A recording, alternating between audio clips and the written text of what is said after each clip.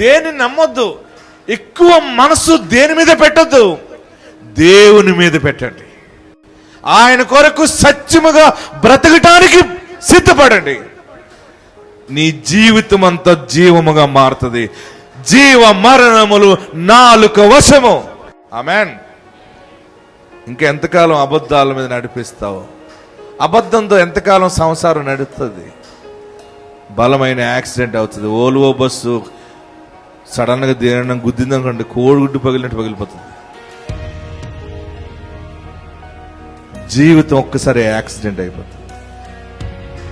ఈరోజు దేవుడు నీతో మాట్లాడుతున్నాడు, నాతో మాట్లాడుతున్నాడు. నీవు అనింద్యులుగా ఉండాలని, నీ నోట అబద్ధం రానివ్వద్దు. సడన్ గా వచ్చేస్తున్నా సరే బ్రేక్ చేసుకోవాలి.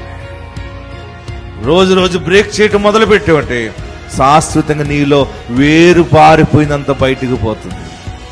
ఈ రోజు నుండి అబద్ధం ఆడనని తీర్మానం చేయండి. మీరందరూ మామూలు ధనవంతులు ఎవరు? మీరు